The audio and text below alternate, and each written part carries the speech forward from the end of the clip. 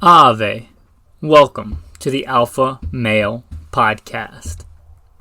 That was a Roman greeting, as today we'll be talking about Roman things, specifically Roman weapons.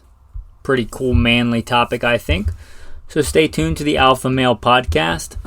I don't know if you're man enough to become a patron and support this podcast, but if you think you are, check out goodshepherdtraining.com. With that, I'm going to plug in the bio, and by God's grace, we'll get into the main topic. Who am I? A question we should all ask ourselves. I am, first and foremost, a servant of God, made in His very own image, a follower of Jesus Christ. A simple man called by God to the Great Commission to share the good news of Jesus Christ. Next, a little bit about my background and what God has allowed me to do and blessed me to do in life. Grew up what most would consider very poor in the backwoods of the southeastern and mid-Atlantic United States, hunting and fishing. Joined the Marine Corps at 17. Did a couple of combat tours in Iraq. So a decorated Marine Corps combat veteran. Infantry assaultman. After the combat tours, I was an urban warfare instructor for the United States Marine Corps under Mojave Viper. I also served in the U.S. Army, both full-time and part-time National Guard. Also a veteran of law enforcement. I served with LAPD. I was a sworn peace officer, a cop for LAPD. I worked regular patrol assignments and more specialized assignments. One of those more specialized assignments was warrant service, fugitive recovery. Also had some other law enforcement roles. I am an FBI certified firearms instructor and been certified by another 3-letter government agency in a lot of firearms and training things. I've also been a private contractor, worked in the private sector pertaining to tactics and gunfighting and protecting America from enemies foreign and domestic. I served as the commander of a tactical team to stop active shooters in a large metropolitan area. That was our primary mission, to stop active shooters, which sadly are a thing in America today. I've also been blessed to do quite a bit of competition shooting. Started my first formal competitions even before joining the Marine Corps at 17. I had won more shooting competitions than I can remember. I have competed in all manner of disciplines in shooting. I've been blessed to be a state rifle and pistol champion, West Coast regional champion. Like I said, been blessed to win more shooting competitions than I can remember. Mentioned hunting. I've hunted to put meat on the table starting when I was a child. I've also been a professional big game hunter and guide, hunting and slaying all manner of beast. And I don't apologize for that. Humbled to be the host of 3 podcasts. Simple Man Sermons, Alpha Male Podcast, and Gunfighter Life. Obviously, as things not mentioned, I've been blessed to do many other things. But, again, first and foremost, I'm a servant of God, a believer and follower of the Bible, the Word, Jesus Christ. And I don't apologize for that. With that, let's transition into today's topic. Now, where to begin in today's episode? We're going to be talking about Roman weapons. There will be some history in this, but this is not a pure history podcast. If you like that kind of stuff, which I certainly do, you might want to check out Hardcore History. There's quite a bit there on the Romans and the Roman period. As Most podcasts do this started out with a single thought about one thing, one very specific weapon, and how that applied to ancient weapons. And I kind of thought about that throughout the day and expanded on that. And by the grace of God, I think here we are with a full episode. Let me start out with some things around weapons and weapons in Roman society. Now, I tried to do some research on this before the day's topic. Sadly, it seems that a lot of people in academia are on one political side, and I don't want to get into that. That just is what it is. It makes unbiased research fairly hard.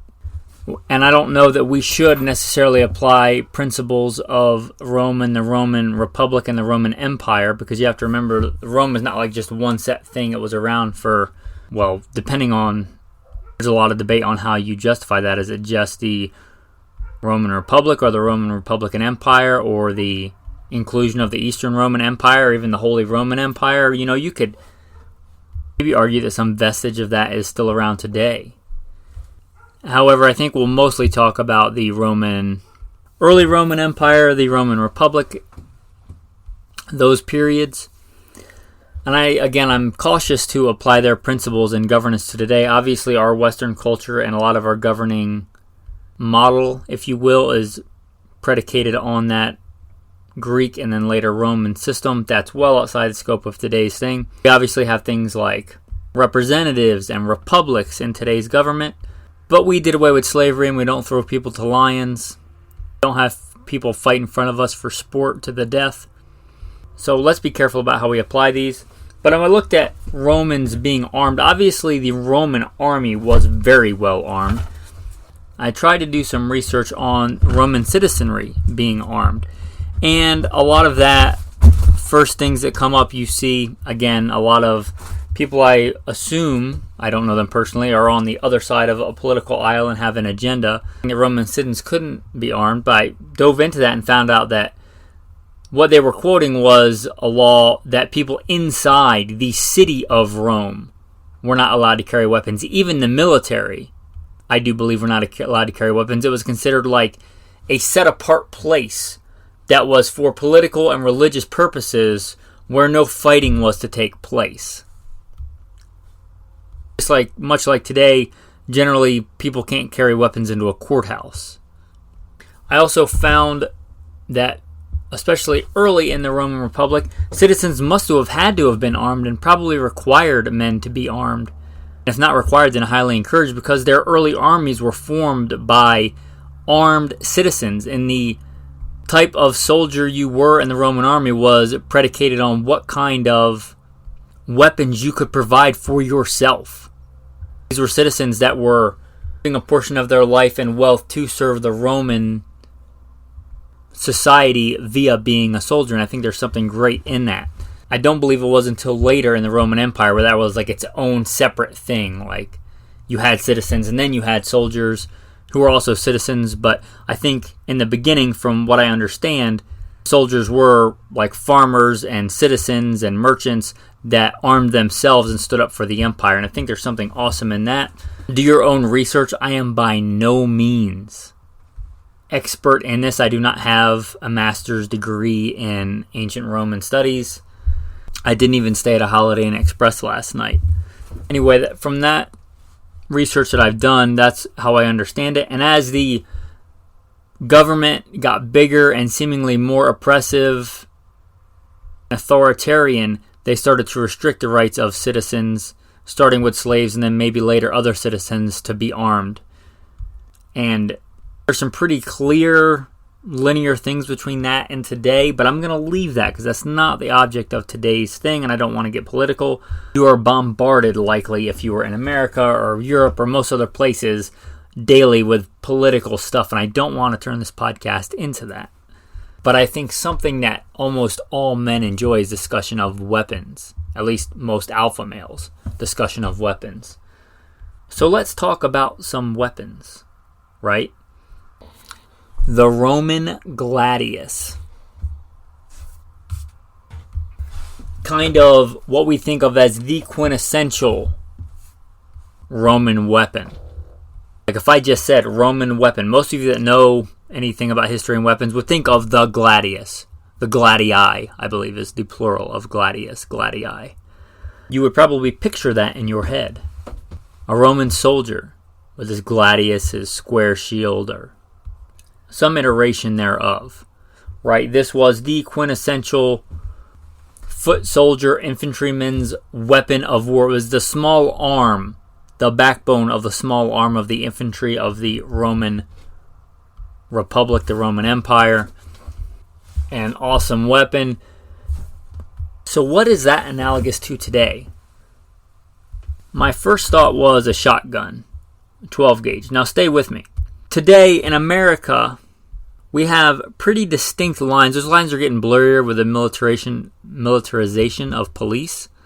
But especially in days of yore and traditionally, there's been a very clear distinction in America between military and law enforcement. They have very different roles. Sometimes with the National Guard, you can get some peacekeeping missions and stuff like that, but hear me out in this.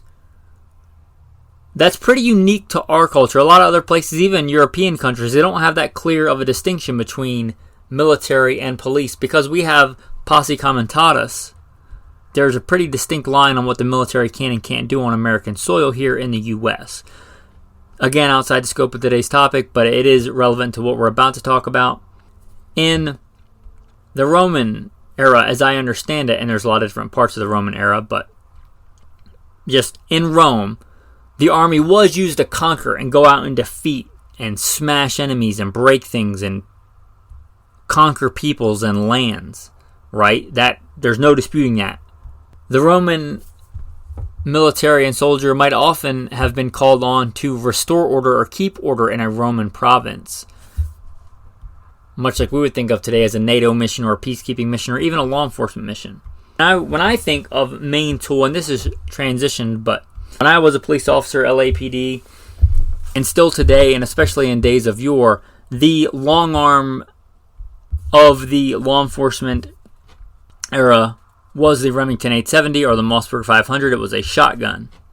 One thing that made the Roman Gladius great was they fought a lot of times in close combat.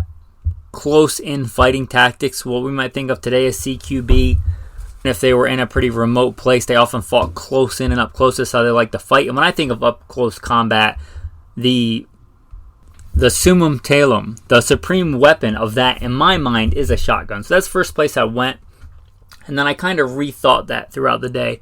And I thought perhaps the Roman Gladius is more analogous to an AR-15. At least here in our culture, maybe the AK-47 in other cultures. But the Roman Gladius was the primary infantry weapon of the Roman army. The primary weapon of our military, and has been for a long time, and until it gets replaced by the M5, which is, you could argue, a variant of this. But the AR-15, the M16, started out as a civilian design weapon adopted by the military.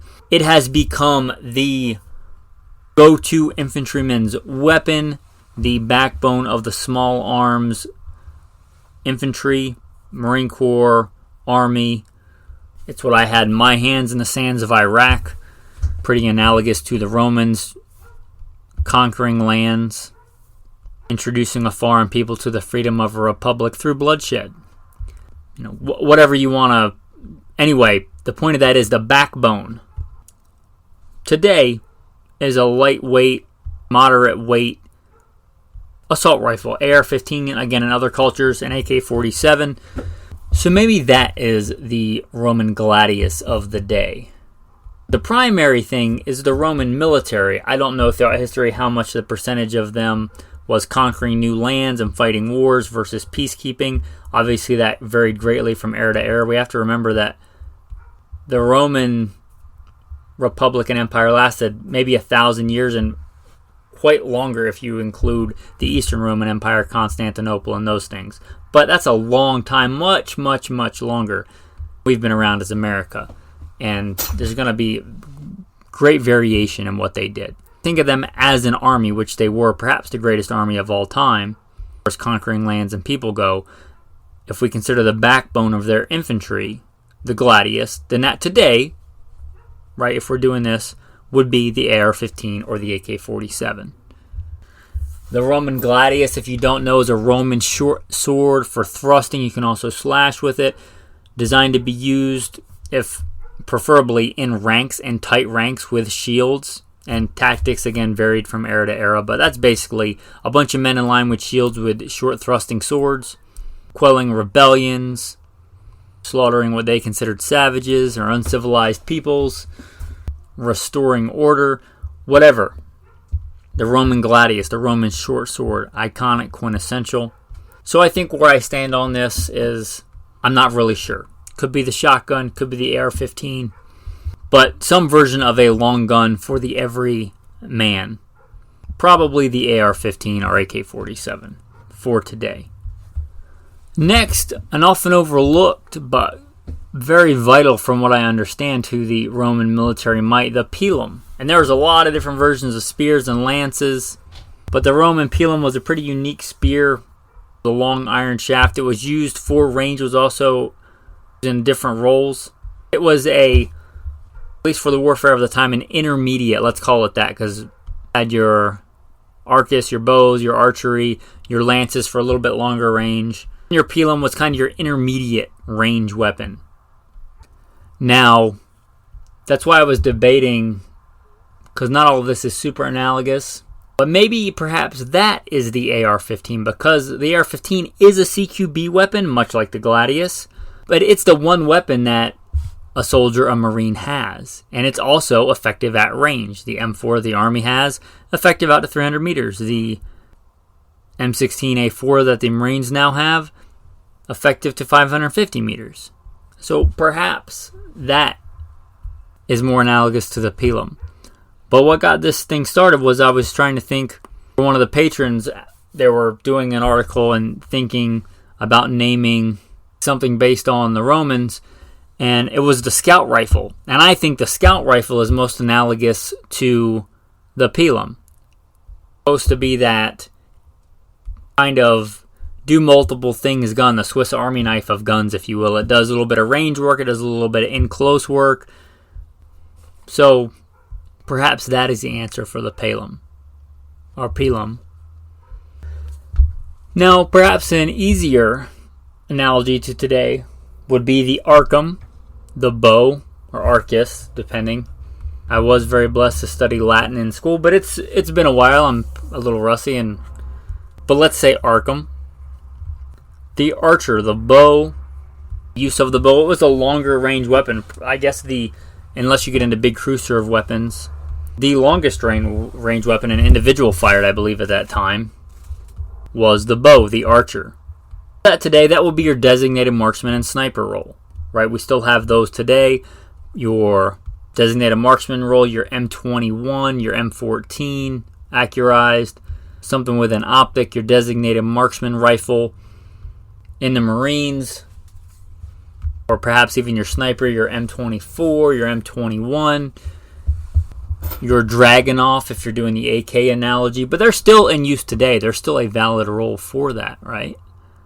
Also, your medium machine guns if you're talking about how you employed the bow. If you employed the bow, the archers, as a kind of a volley fire, which was done quite often, then you're talking about, a medium machine gun. Down mass fire at a range greater than your average infantryman is capable of. You're talking about your classic M60, or today your 240 Golf or 240 Bravo, depending on your branch of service, but your 308 caliber medium machine gun role. If you're talking about one man reaching out and touching a little bit farther, then, like we talked about, you're talking about your designated marksman and your sniper role. But we still see that in use today. Now transitioning to what I think is the easiest and best analogy, the most analogous thing from Roman times to modern times. The Pugio. Now, if you don't know the Pugio, or Pugio, if I want to say it like an Italian, or I guess an ancient Roman. Who knows how the ancient Romans actually pronounce stuff, right? We know that language changes over time. Pugio, or Pugio if you're going to pronounce it the way that it's spelled.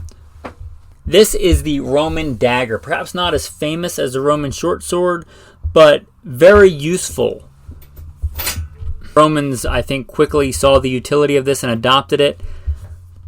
I don't know if every Roman soldier had one like a Gladius, but it was certainly common and certainly useful for a lot of reasons. And this is the best analogy today because just like the thing it's used for today, it's both used for concealability by people not in uniform. You see that in use in the Roman Empire, I do believe, and you see it for the main standing army as a backup weapon. The Gladius breaks or is lost or smashed or bent or taken by an opponent or is pinned against. If you do any kind of up-close CQB fighting, you know that happens. A weapon can get pinned up close to you. Having a backup weapon, small, handy, nice, in-tight, get-off-me weapon, or a make-space weapon to get to my primary weapon. The Pugio, the Roman dagger. It is a beautiful double-edged dagger design that we see coming up again and again in history. You look at the Roman Pugio and you look at Fairbairn Sykes, British commando knife of World War II, or you look at a Fairbairn Applegate knife of today. It's still a predominant fighting knife design, and it has been for thousands of years. That has to tell you something. The Egyptians had something very, very similar that goes back even earlier. Whether that was a straight linear thing and was used continuously until the Roman times, or the Romans rediscovered that through the Iberian Peninsula or other places, that's its own argument, but where the roots of that are, it doesn't really matter. The Romans used a Pugio. They used it quite a bit, and we see it used by Roman soldiers in the military, and you see it used outside the military. The great thing about the Pugio is it's small and concealable and light and handy. So the obvious and easy linear path between that and today is the handgun, the concealed carry, the CCW. The Pugio, the CCW of the day. Up close, in tight personal defense weapon of the everyman and of the soldier. Just like then, today, soldiers, it's not uncommon to see a soldier with their main arm, AR-15, and a backup weapon, a handgun. Right? We see that. We see that in the Roman Empire, and we see that now. For similar reasons, something happens to the main arm. AR-15 has a malfunction. It goes down. It runs dry. You're out of ammo. Gets pinned up against your body. You're crawling in a tunnel. Then the handgun comes out. It's the backup to that, much like the Roman Pugio. Or we see it carried by civilians, used by civilians, concealed, walking around the streets of the city, or for defense in the countryside or whatever. That today is a CCW. It's a concealed carry handgun, right? That's pretty easy analogy to today. It's the most analogous of all of these. It's an easy thing to be. What's the Pugio of today? It's a handgun. It's a CCW handgun. It's the most analogous to today. Why does this really matter? All this talk and banter about this. Yeah, it's really cool to think about, especially if you like history. And one, I'll be honest, I'm doing this because I hope to expand the audience. Some people might see the title would listen to this that normally wouldn't, that are history buffs that like Roman history and Roman weapons. Maybe they'll listen to this, broaden the audience. Not going to apologize for that. But the bigger thing here is, I think you see these concepts as being timeless. Now, the weapons themselves have changed quite a bit. There's quite a big difference between a Gladius and an AR-15, right? But the roles that they fill are similar.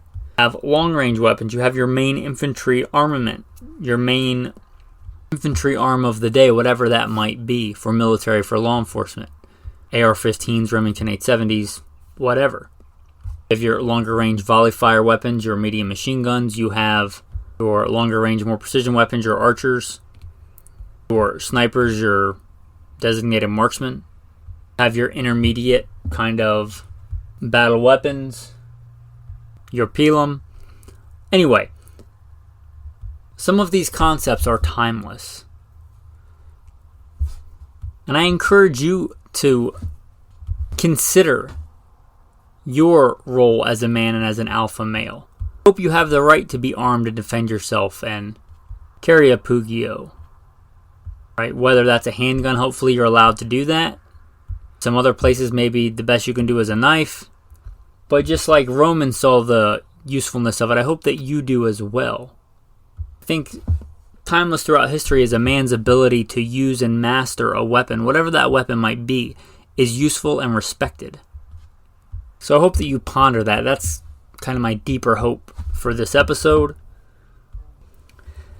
Anyway, with that, I guess I'll tie it into this episode. A fun little piece of Milito history. If you don't know, that's my last name, Milito, M-I-L-I-T-O. That is my name. That is Latin. It is the Latin word for soldier. By God's grace, very fitting for my background. Milito, the Latin word for soldier, you can look that up and verify it. That is my name. That is what it means. The root word for where we get the word military, militia, militant. Milito is my last name. I often wonder if any of my ancestors were in Jerusalem around 33 Anno Domini.